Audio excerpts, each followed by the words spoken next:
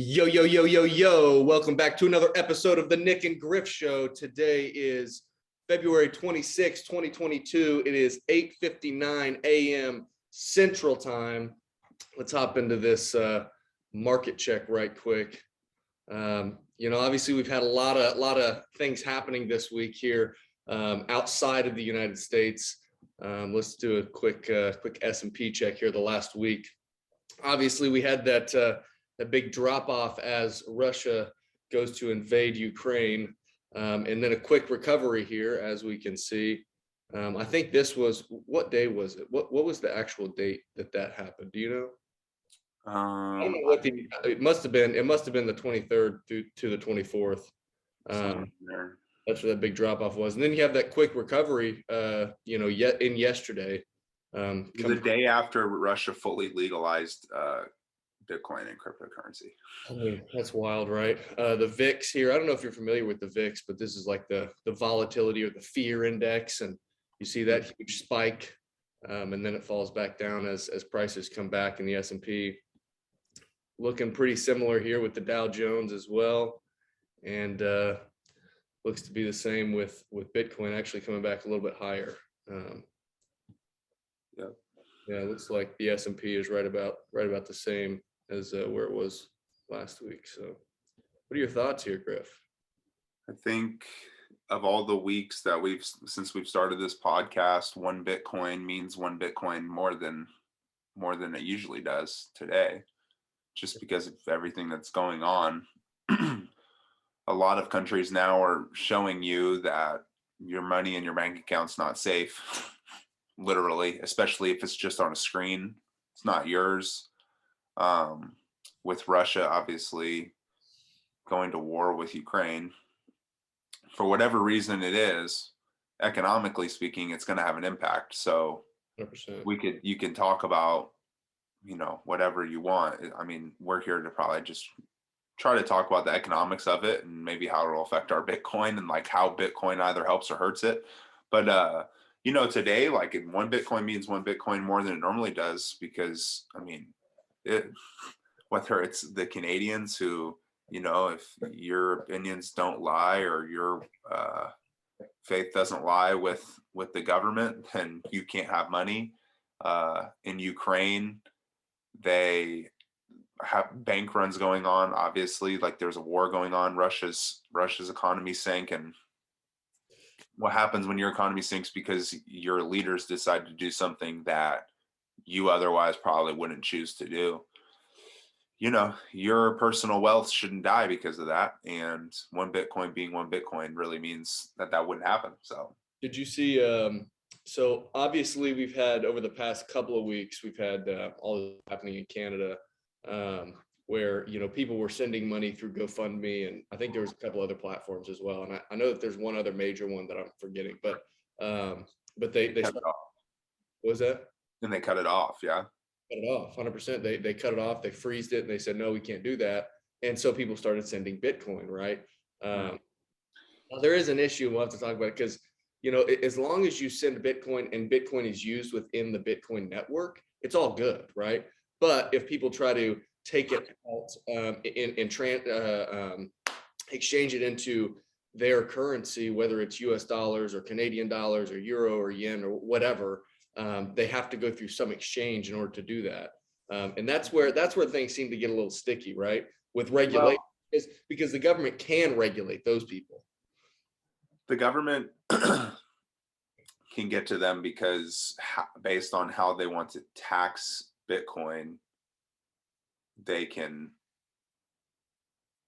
get to that money, right? Because if they exchange it, all of a sudden they're selling it, and therefore if they're selling an digital asset, they're they can just say, hey, you can't exchange Bitcoin for our currency. They can just do that too. I mean, that's what I mean, that's where you're running the issue now. So another piece. So that's going to happen.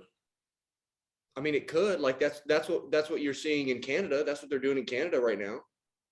No, I haven't seen that in Canada. If you convert Bitcoin to cash through an exchange, or Bitcoin to CAD, is that what it's called up there?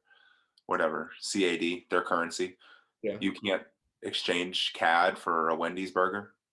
No. I'm saying they're disallowing people to receive Bitcoin because they've got like all the wallets and stuff, the wallet addresses, and they're limiting exchanges ability to exchange Bitcoin Oh, or exchanges ability. to whatever the currency is. And that's where you run into an issue. Because, if I send you Bitcoin and you use Bitcoin, and it's kind of funny because a lot of people are, at this point, we don't quite have the infrastructure to just use Bitcoin within the Bitcoin network. We have to, for a lot of things, we have to exchange Bitcoin for dollars to go out and do everything else. But now, of course, you can get online and you can use certain services to buy gift cards. You can buy, preloaded. We're getting closer though. I think we're getting closer, don't you? I mean, I know the Lightning Network is growing so fast and people don't, the Lightning Network is going to be like TCP IP more than Bitcoin will be like TCP IP, in the sense that the Lightning Network. And for those who don't know, that's the protocol that the internet runs on. And it hasn't changed since it started. And the Lightning Network is, I believe, a protocol that operates interoperatively with the Bitcoin network. It's accepted by the Bitcoin miners in the network so that, you can run transactions, 10 million transactions a second for nothing. But on top of that, you can build like decentralized apps using the Lightning Network. And so businesses can use a node. So all they need is a node, a Lightning node, and a Lightning wallet. And if a customer comes in, boom, exchange your money, and you can send that to your Bitcoin base layer for nothing through the Lightning Network. So there's no fees. Right? So Yeah. think about how much money that saves those guys, small business owners. Get Umbrel, I think, is a company that is doing a really good job. If Twitter serves me correctly, I watch how many people they're trying to get involved with the network and their Lightning nodes. And once that happens, I think a lot of the stuff that's happening is people realize exchanges can't really be trusted. And honestly, when war happens, I would argue the crypto market is more susceptible to going to zero than Bitcoin is. Bitcoin is necessary. We're talking about taking Russia off the SWIFT system. We're talking about companies designing crypto NFT wallets. Like, do you really want Russia to have an altcoin of their own that the oligarchs basically have control of, or 70%? It's like feudalism without being able to see who's in charge. At least like thousands of years ago, the plebes could see who the king was. So if things really went out of balance, to go chop his head off or something. But with like things like Ethereum, you would never know who the rulers are. So I think I think these times are speeding up. Maybe not the price of Bitcoin as much as we'd like it to right now, or the purchasing power of Bitcoin right now, because the usability. The purchasing power of Bitcoin, in my opinion, is more correlated to the network itself than the actual price of it for US dollars. Because if the network was big enough, we probably would already, some people would be dumb enough to like give up their Bitcoin right now. Now, and don't get me wrong, I mean, like, isn't there a world where Bitcoin is just money? Because really, if you use it as a store of value, yes, like that's great, save your money. I mean, you can save your Bitcoin, that's just good financial practice. But the Lightning Network and how interoperable it is with just like saving these businesses money on XYZ costs, like going right after some of like the oldest parts of business in America. I don't know. I just feel like Bitcoin could turn into like just money. It's just money. And so then how do you tax it? You don't. It's just the money everybody uses. And that obviously probably would spike the price to quite something. But why not? I mean, like, I really don't see why not. I think that's what people are realizing. If you're a small business in Canada today, on either side, doesn't matter what you think, do you really want to have to report all of everything you make to this government? Do you really want to trust them with, like, what do you trust them to do? Help you in times of hardship, or are they just going to throw you under the bus and help the big guys? In Canada, speaking, their COVID relief funds actually all went to big businesses in a report that I read this week. So it's interesting that I just think it's speeding up people's realization that we're moving towards a society where people are trying to take back their sovereignty worldwide. Yeah. Yeah. And so it's interesting, going back to, Canada and how they were freezing accounts and people were sending Bitcoin. So right now, a lot of people are trying to send funds over to the Ukraine to help fund the military, which I don't know, dude. Like, I don't know what that's like. Like, whenever Russia invades Ukraine, like, what are they going to Going do? on, man. Like, these Don't you feel that way? You feel business, that way? huh? Do you feel that way? Feel Like, what? what's going on over there? Like, Like, yeah, I like for feel like we're so misinformed. I feel like it's so oh, hard for us to gauge any of this stuff because it's like obviously something terrible, you know, but I want to believe that this isn't, like a country that's really going to try to start a world war. I mean, if everybody tells them, hey, man, like, I don't know what kind of holy war you're fighting here, but you need to stop. Like, we need to figure this out. And if it really is more like a Russia wants to be the USSR again type thing, uh, I mean, there was that's just, a video that I saw, dude. I don't know if you've seen any of the videos and pictures on Twitter, I've dude. seen some, yeah, they're pretty I graphic. think it's almost our responsibility to see how horrible Hmm. war really is. I mean, for people like you and I, right, 24, 25, we haven't really. I mean, there's been war in our lifetime, but I don't know that there's ever been something when we're like more conscious of what's going on in the world, because Hmm. whenever you're 9 or 10 or 11 or younger or whatever, you're not really like, you might hear about things, but you don't really understand what that is, right? But I mean, dude, at this point, like, Russia started war in Ukraine, and there's like videos and pictures, dude, and it's horrible. It is so horrible, and I feel like it's almost our responsibility to see how horrible that is, because we think we got shit so sweet here, we do have things super sweet here in the United States, and we're almost disconnected from the world because it's just so far away, right? It's like everybody looks at, they talk about storing things in the cloud. It's the cloud, and it's this like thing that's out there or whatever. Yeah. There's like physical databases that hold what the cloud is, right? And just like Ukraine, what's happening in Ukraine, these horrible events are taking place, and it's like, oh, that's happening out there, dude. Like, we can see it. You can see it like online. You can get online and see it, dude. It's horrible. But you said the USSR. There's a video of a tank cruising through. It's like on the highway, and they've got like highway cameras, and this tank's cruising through with a red USSR flag. It's like, oh man, this is not good. I have a thought for you just to maybe Hold on, cheer. hold on, hold on, hold on. Before we go there, so going back to Canada freezing accounts and people then starting to send Bitcoin, or people trying to send money through, GoFundMe and all that kind of stuff. So I guess people were trying to send money through Patreon to the Ukrainian military to help them get like armor or whatever it was that they were trying to fund them with or for. Patreon shut it down. They shut it down, just like they were doing to Canada. What's And Patreon? so Patreon is like a service where a lot of like content producers, they'll use it, and you can like send them money, and you get like, it's like subscription type service, and you get like special content and this and that, yada, whatever it is. Anyways, they froze it. They were like, yo, we're not doing that. And guess what people are doing? Oh, sending it through Bitcoin. Yeah. Ukraine has the largest Bitcoin holdings of any country or nation state. It's crazy, man. I mean, it's such a wild world that we're living in with all this stuff going on, and the fact that outside of Bitcoin, there's not really any real true sovereignty. Everybody's subject to the regulation or subject to this and that, and it has to be, to use the term parliament, like, or the government, like, whatever your structure is for the control of the people, right? The government.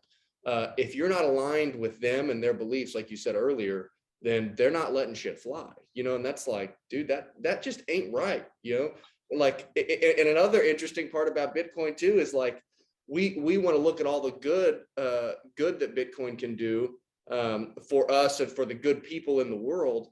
But because Bitcoin is decentralized and is not controlled by anyone or anything, it also helps your enemies, right? And that's true sovereignty. That's true Well, decentralization, you know?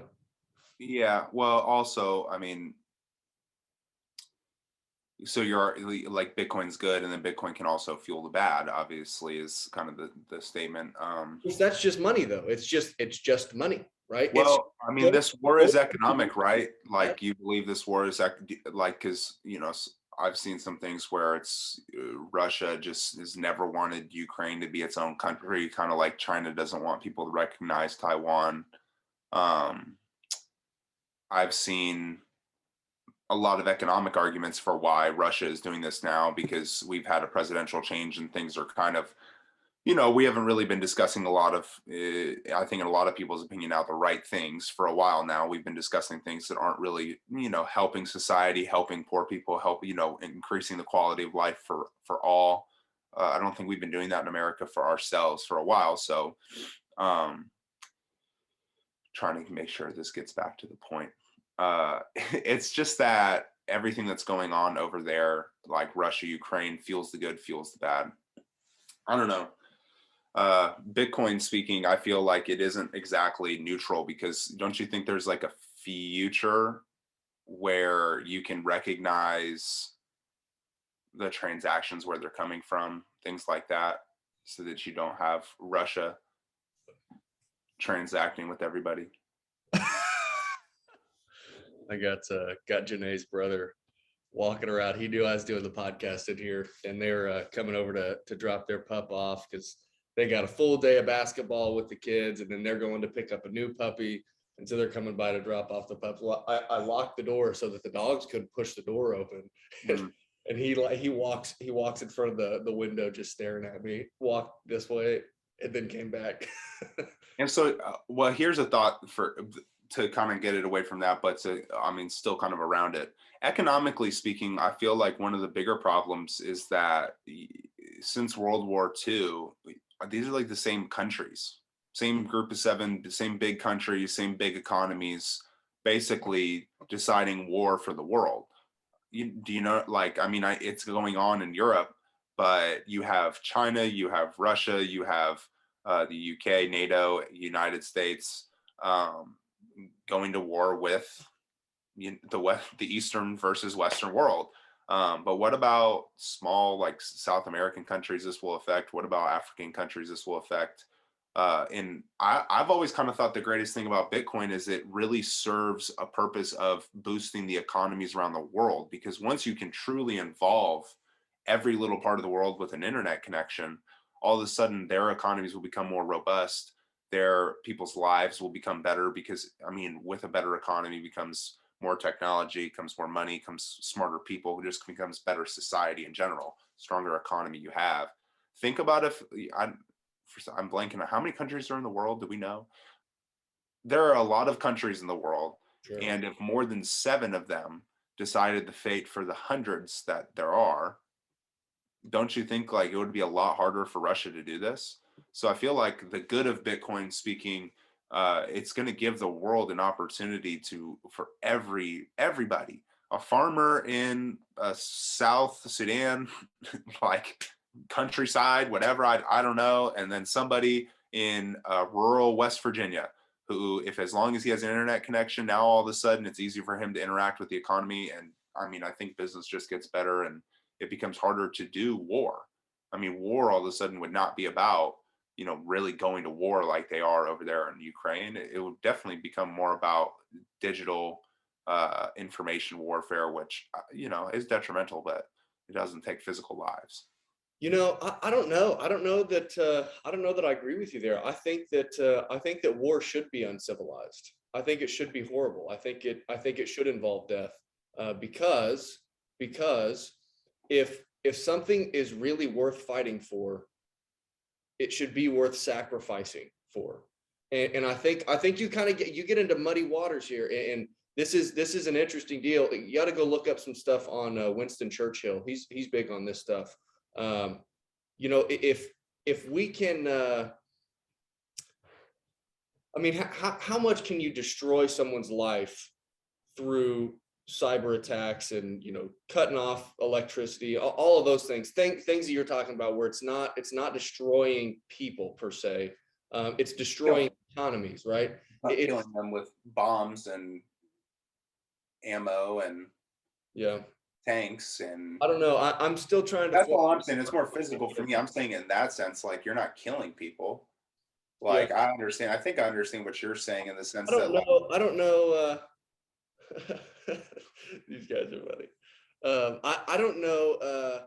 I don't know that the type of warfare you're talking about isn't killing people. I think it's almost more of a slower death. I mean, if you're starving an economy, I mean, what does that really create for people?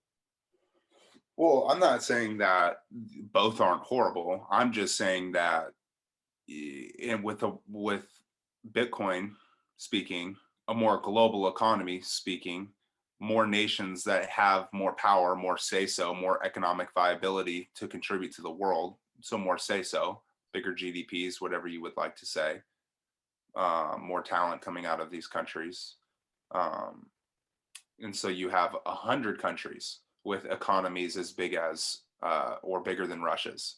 I mean, and we're talking capitalistic countries, not even socialist states like Russia. So it's um, So that's just my argument for the Bitcoin is being good, Bitcoin being bad in this scenario. Like as bad as it might be that Russia really the threat now of being kicked off a SWIFT system and still being able to distribute their oil everywhere. And all of these countries now saying, oh, well, we've frozen their assets in this bank and we've frozen their assets here. Bro, nothing is stopping these people from secretly transacting on the Bitcoin network, quite honestly. I mean, the Bitcoin network doesn't exactly know. They know the address, but they don't know, they know it might be a whale address, whatever. There's so many ways with Bitcoin to go around um, some of that, like KYC information. You can have a Bitcoin wallet. You can have your own node. This is the government. They have unlimited amount of money. So who's to say they don't have a ton of nodes? And they're oh, we banned Russia's assets in the bank here and then transact on Bitcoin. Well, same thing can be said for all the donations that are going to Ukraine over the Bitcoin network. And my argument on the bigger picture is that I think Bitcoin does a good job of preventing a war like this from even starting, because Russia is trying to take advantage of quite a few things. One of them being obviously where we're standing in America and, not being ready for this, it seems like, or, and some of the worst ideas, like contributing to it in a way, because we went from being a country headed toward energy independence to now depending on Russia and having to deal with them over the last few years, which definitely stinks. But larger than that,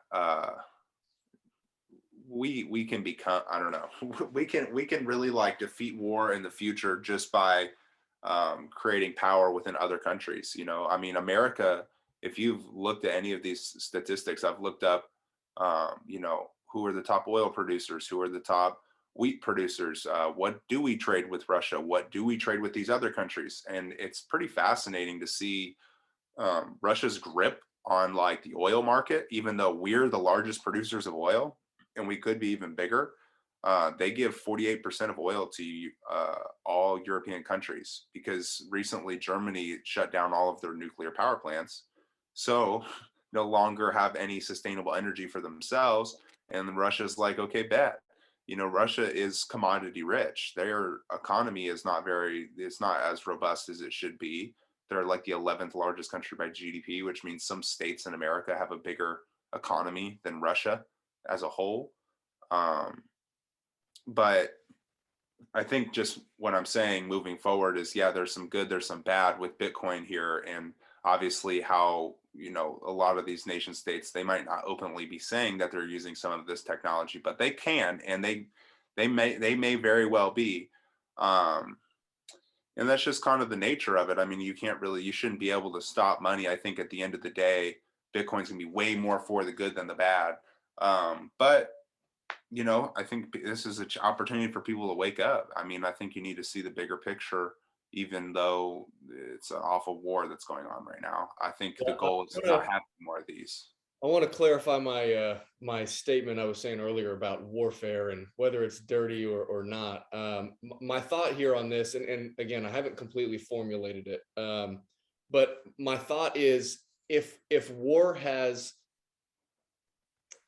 horrible consequences, that inherently forces us to fight for what really matters, right? Is what's happening right now in Ukraine, is it worth all the horrible stuff that's going on right now? I I I don't know. I don't really know what I haven't done. All I know is what I've seen on Twitter and seen on the news and read in articles. Like I don't know, and through other conversations that I've had with other people that are a little bit more in tune with historical events and where we're at politically. And I mean, like, dude, I don't know if all this horrible stuff that's happening in the Ukraine right now is worth what Russia is trying to fight for. Like they're trying to go in and take over the Ukraine again so that they can so that they've got power and control over Ukraine.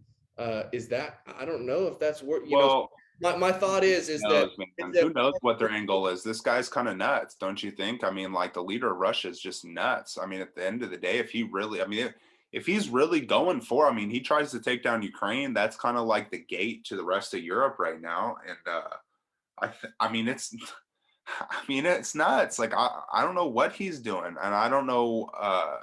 Honestly, I'm not your geopolitical human being. Like either am ec- I. global economics, macroeconomics is very interesting to me, but politics is not so much interesting to me because if you've listened to this show at all, you would know that I kind of believe everything starts and stops with just how sound money is. And once you fix the money, it's just really hard to do bad things once the money is pure. And we do have this amazing advancement, not just in technology, but for humankind. This is one of humankind's greatest advancements is we have a new way of transacting and building an economy with Bitcoin. And it's like, it's going to change the world. People are starting to definitely wake up to it. But just saying, I don't, to Putin, like, as far as I knew before this, like, obviously, like, there's been collusions with our elections. We've messed with their elections. Trump, Biden, both of them have been connected to Putin in some way, shape, or form by both news medias. So who really knows like what our interactions are with them? Who really knows what our hand is in this? Who really knows what Putin's going to do? I don't know. We don't really know the guy. We're not over in Eastern Europe. We're here in the United States where we've been fed. I mean, unless you are really diligent about where you get your information from, you don't really know what the hell's going on. And it's a problem in America that that's the case. Yeah. But at the same time, I mean, like, hey man, he really could be trying to start a world war. And, for all we know, China could be completely lying right now and saying that they want Putin to stop. They could be like gearing up to do their own thing. We don't know because we've been, I mean, the talk is that Russia invades Ukraine, and then whenever the time is right, if nothing is done to stop Russia, that then China goes to take Taiwan, because they've been talking about that for a while too. And and Taiwan is a Western society as far as what their belief systems are. But I think something that's really important, and we had talked about it a while back. But so your thoughts on globalized economies. I think something that we've always got to keep in mind is that we don't, like, you and I have very similar beliefs because we've grown up here in the United States, but other countries have different belief systems. They've got different religions. They've got different core values, and that changes things big time. I mean, I don't know. I haven't studied all that stuff in depth, so I don't know what their thoughts are on Bitcoin. Like, like people always like to talk about. I was listening to some stuff the other day talking about. They were talking about banking the unbanked, right? And Canada is unbanking the banked, right? With seizing assets and all that stuff. Yeah. And I was watching a deal the other day, and it was they were talking about the people that don't have banks, people that are in third world countries that are not developed, that don't have anything. They don't give a shit about Bitcoin. They couldn't do anything with it anyways.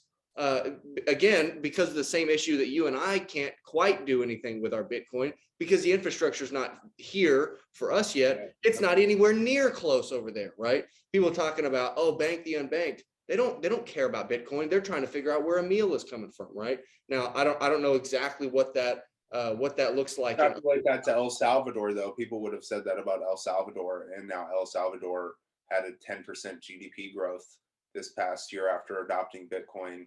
They're doing all kinds of good things, and it's actually creating more robust economy in that country now. I will say it seems like there's a lot of influence in that situation by Americans, and that's not a problem.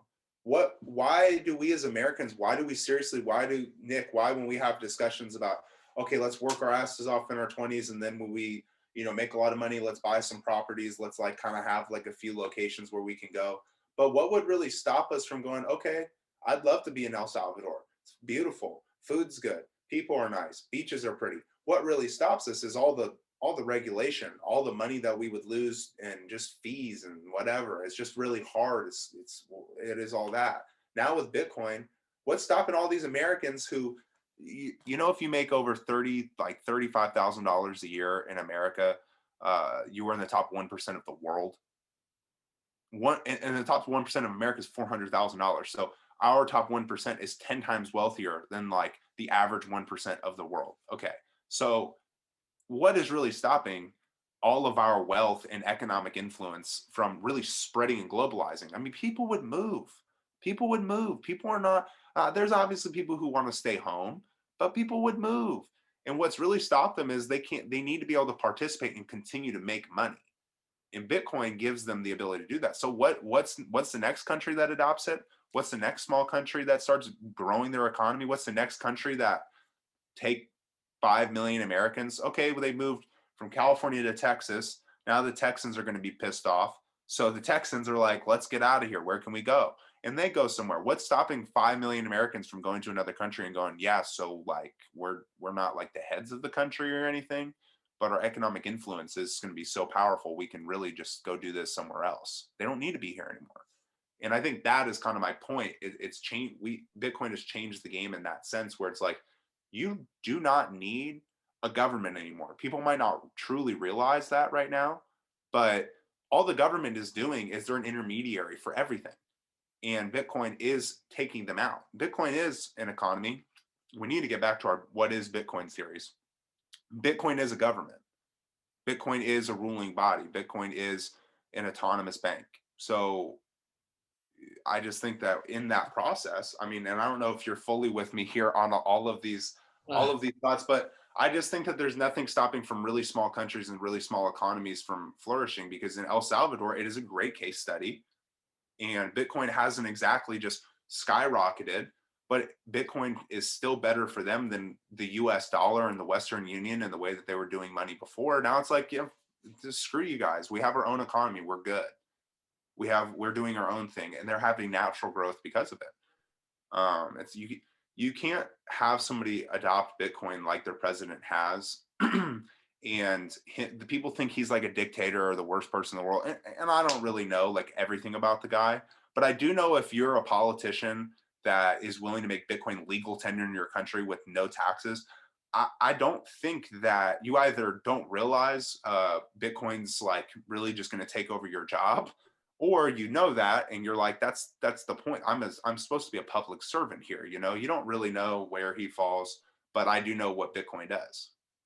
Yeah, So I don't know that that Bitcoin is, this would be like saying that gold is our government now. I don't know that how does that even make sense? How would gold be our government? Bitcoin has a mining system. Bitcoin has a proof of work network. Bitcoin is an economy. I don't know. Gold is not that. Gold is a shiny rock. It doesn't. Of course, you can't start a government with gold. Exactly, and I'm using that same line of logic toward Bitcoin. With Bitcoin as well. But Bitcoin's not just gold. I believe that that we're not animals, right? And think about animals, and then think about God. Animals always go toward their immediate instinct, right? As far as I like to call them gut animals, right? Got to eat, got to get water, got to sleep, got to have somewhere to be safe, right? That's on one end of the spectrum, right? Is immediate gratification. I've got to immediately find the whatever thing that meets that need. On the other hand, and they don't have conscience, right? There's not like a moral being of an animal. God, on the opposite hand, is completely perfect, is completely moral, right? Is always does things perfect. I also don't believe that we're on that end of the spectrum, right? Because we do things that are wrong. We do things that are bad, right? I think we're somewhere in the middle, right? We've got immediate needs that we have to meet, but we've also got a moral conscience to know between right and wrong. And if that is true, then that means that we are faced every single day with countless decisions of, do we go left or do we go right? Right? Do we do the right thing or do we do the wrong thing? And if that is going to be true into perpetuity, which I believe that it is, we have to have some type of call it law that says, hey, if you do this, that's not good. We have to disincentivize doing that, and we have to punish it somehow or another. And I don't think that Bitcoin can do that. I think Bitcoin is sound money, but I don't think Bitcoin is government. Why do you need somebody to go, this is bad? Well, if I were to murder your family, is that good or bad? It's bad. Well, what does the government have to do with that? They enact laws. They enforce laws. Okay. If you and I get together and we've got a small community, right? If you and I have got a small community, and we're all pitching in, pulling our weight, helping everybody, let's call it 100 people, and somebody kills somebody, what do we do? You put that person in jail. Jail's already privately owned. Why would a government be needed? Our private community okay, so hold on. hire somebody to do that kind of work. You're going too far. So before that point, why did I don't think I'm going too far though. No. Why did we decide that killing somebody was bad? How did we decide that? What about somebody? What if I was selling you something and I told you it was one thing, but it was really another? Is that right or is that wrong? Okay, but to the point, because you're the one that's getting too far off topic here. To the point of what I'm saying about the fact that Bitcoin can be the government and Bitcoin can be the entire economy. People decide these things. You're making the point for me. People do decide these things. Decide, okay. Yeah, absolutely. People always decide what really happens now. Now in a 350 million person country that we're in now, who is really making the rules? Where is all the power now shifted? I mean, America is the freedom concept, right? 200 years, whatever, 1776 to now, whatever. Where are we at now? I mean, there's a very small group of people that pretty much decide everything that goes on in this country.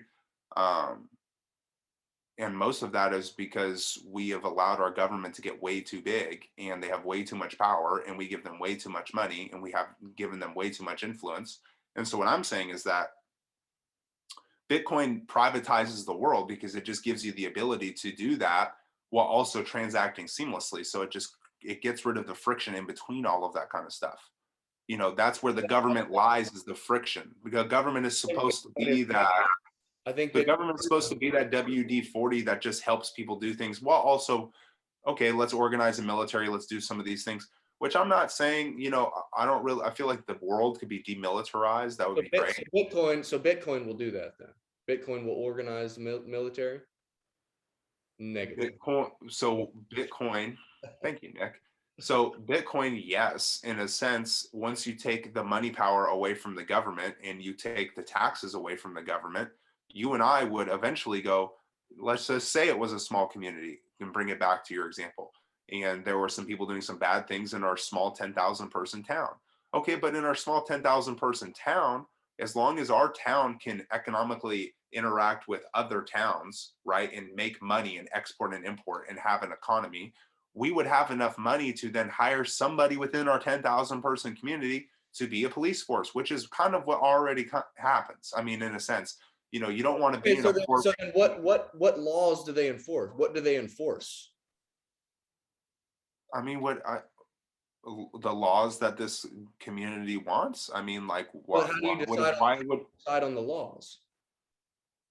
you can have a small, but in this situation with a 10,000 person community that I guess that we're describing, it's a lot easier to kind of set the rules of your society when it's not 350 million people and just a small group of people So deciding for them. obviously we're not So in a 10,000 people, community. So at this point, not right how, now. how do we decide on laws?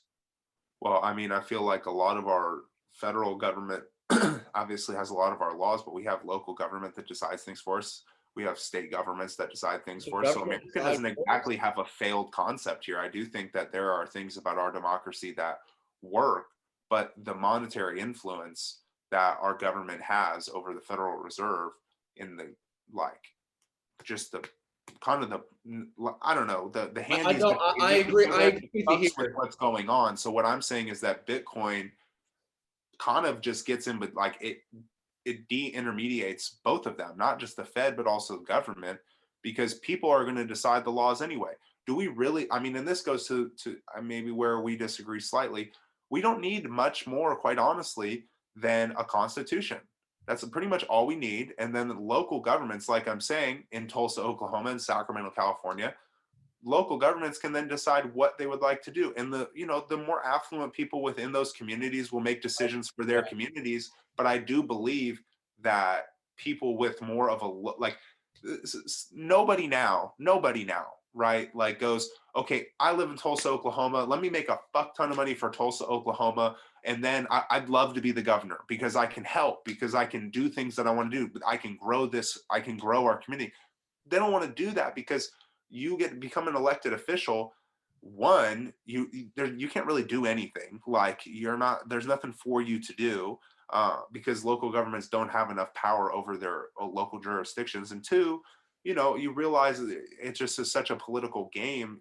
You get run out. And so I think the thing about Bitcoin is that it takes the power away from the federal government, gives a ton of power to local governments, and local governments are really what we would have always had a stronger local government aspect in this country if it weren't for money being the way that it has been for thousands of years, right? But now we don't That's we where don't this have has to to do be. that anymore. We have another, all I'm saying is we do now have another option where we can give the power back to the people, because because at the end of the day, it's all about how you transact value over time.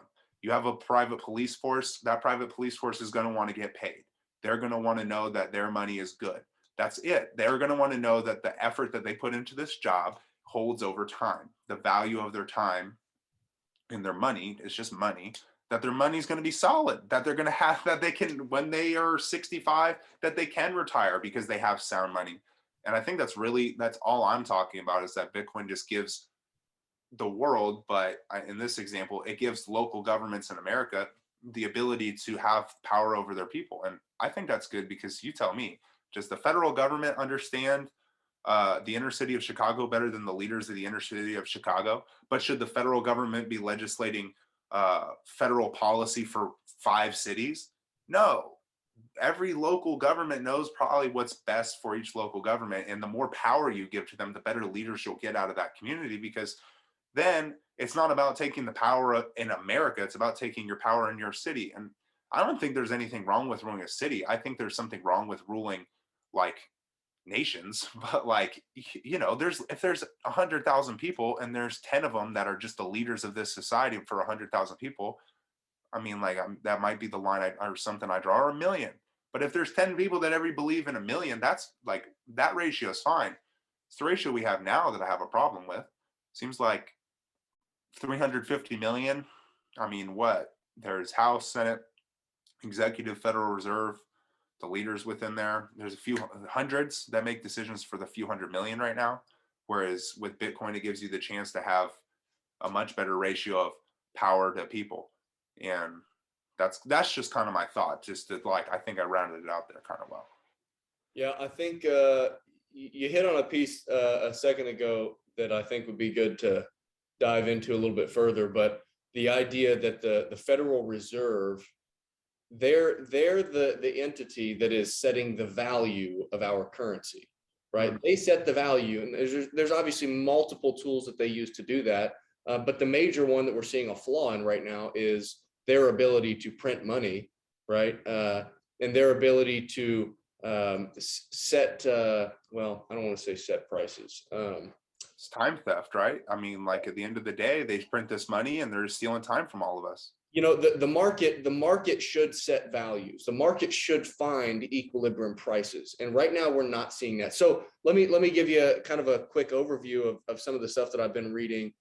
So back in World War, I don't know if I can't remember if it was just after World War I, or if it was right in the middle of World War I, or right before World War I. But either way, the United States had issues funding World War I. We didn't have enough money. And they had frozen the dollar's redeemability for gold, and they printed a bunch of money to pay for the war.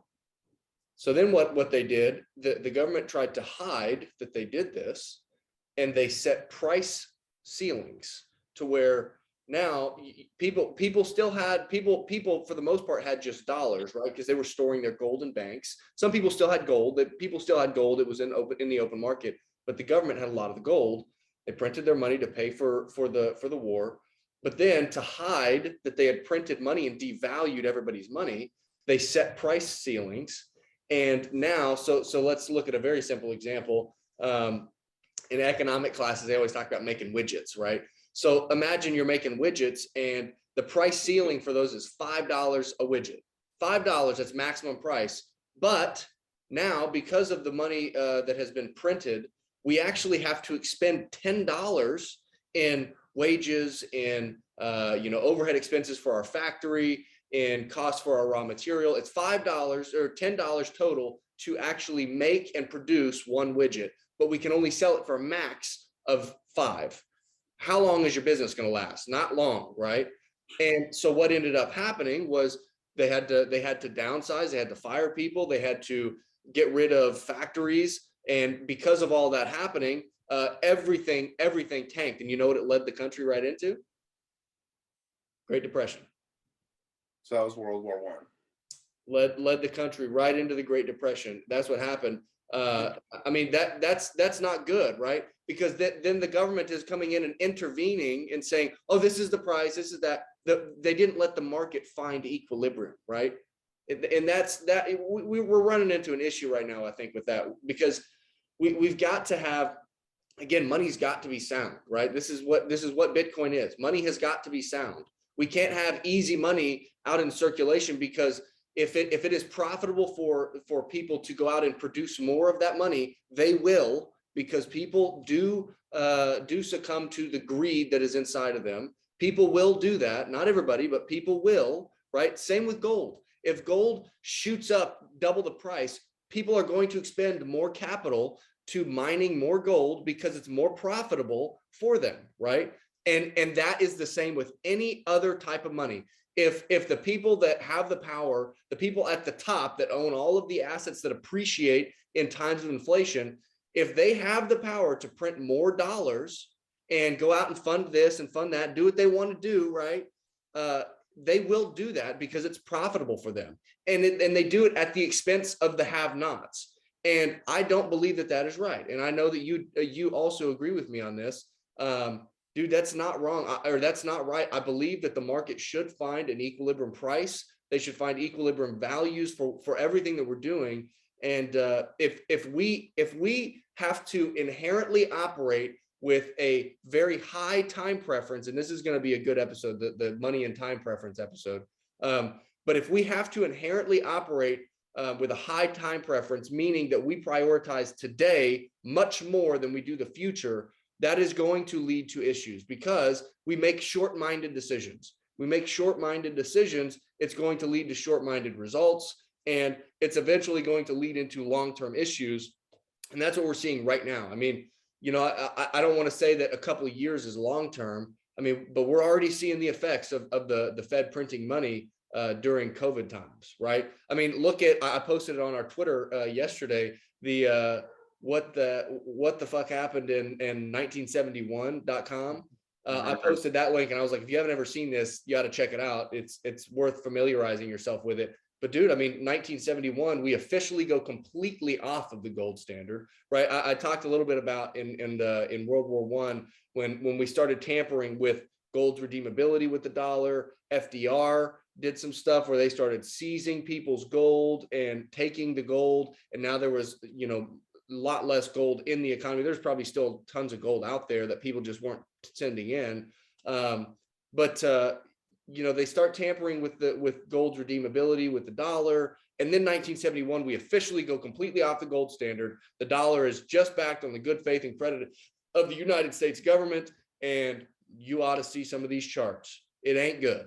It's not good, because that money, our money at that time, then became easy money. Interesting fact for you, government money, fiat money, it never started in any instance in the entire world, entire history. Fiat money never started as fiat money. It always started as money that was backed by something else and then removed the backing and then became what is now fiat money, which is interesting, right? It's the bait and switch. Oh, you know, and I will say, if you're going to use gold as money, as your backing, it's inefficient to move around. How many you know, gold bars do you got to keep around in your pockets to pay for this and that and this and that? Obviously, it's not going to be a ton of gold bars, right? We know gold has value as far as a money, right? A monetary good. But the dollars did provide a great service because it made it more efficient. Oh, I can use my dollars to make smaller transactions and bigger transactions. Good deal, right? But then the government says, I think we're going to pull this backing because we need to pay for some stuff over here. And we don't have enough gold to back for that. We're just going to pull the backing off of this, print some money and pay for this and pay for that and pay for this. And I love using the example of the pizza, right? If we've got a 24-inch pizza and you and I are going to share this thing, and we cut it up into I don't know, 6 or 8 slices, and we each pull a slice out and we say, okay, I got my slice of pizza here. I like this slice of pizza. It's a good enough size for me to have 1 or 2 slices of pizza, right? Well, what happens if you and I are sitting there and I'm like, you know what? I'm going to be a little greedy here. I want more. I want some more pizza. I want more slices. I'm going to cut this thing up into 100 slices. And I give you 1 slice, and I take more slices for myself. Well, you've still got 1 slice of pizza, right? Either way, whether it's cut into 100 slices or 2 slices or 6, you still got 1 slice, right? $1 is $1, but we know that the buying power of $1 a year from now is not going to be the same as it is today. In the same way that your 1 slice of 1/100th of that pizza is not the same as 1/6 of that pizza, right? And that's what the government is doing, dog. They're printing money. I mean, I'm preaching to the choir. I know you know this. I'm really talking to listeners here, right? But dude, that's what they're doing. You know, they're printing this money, and the worst part is that we don't know it. We don't know it. And here's another piece that's really powerful, right? If you've got $100 today in a bank account, just call it a checking account. You got $100 in your bank account right now. A year from now, you and I both know, and hopefully the listeners at this point know, that's not going to buy you the same goods and services a year from now or 10 years from now that it would today. It will not, because of inflation, because the increased supply of money over time, right? But here's where the deception comes in, and this is where it gets real nasty, is that a year or 10 or 20 years from now, if you look at your bank account, it'll still say $100. Right? Your 1 slice is still 1 slice, but it's now 1/100th of one pizza versus 1/6, and that is not good. And that then goes into the, you know, kind of referring back to the store of value episode that we did a while back. That goes for the store of value, right? The fixed supply of Bitcoin. It can't be tampered with. We need to get to well, we probably need to wrap it up here, but that was a good way to probably end it. That was a good little rant. I don't know, however you want to say it. I liked what you just had to say, so I feel like we should wrap it up there. But it is always fun getting on here and talking about what's going on. I mean, like, this was just kind of an episode where me and Nick wanted to get on here and just talk about it. We didn't really have anything we necessarily wanted to talk about. The world's a little bit crazy now to be planning a specific podcast, but do appreciate everybody who's listening. We're growing slowly, but we're enjoying it. and we're learning. I mean, like Nick, I know you say all the time when you start talking about stuff, you're like, oh, you probably already know this. And I'm like, no, sometimes I don't actually. And I'm just like, and it's good to hear it from you because you know so many things that I don't know. And that's important. You're supposed to learn every single day. So we're learning with you guys. I think Nick is trying to direct us to the Twitter, so I'll let him close it out here, but I appreciate the listens. Yeah, thank you guys for listening. Come hit us on Twitter. We love to talk with people. We are on Twitter at Nyc and Griff Show. Come check us out. We try to post some fun content, and we are the DMs are always open to have conversations. If you guys are not watching on YouTube, we do post all of our content on YouTube. That is the Nyc and Griff Show on YouTube. We've got all of our episodes up there. So go check us out there. Again, appreciate you guys listening to another episode of the Nyc and Griff Show, and we will see you next time.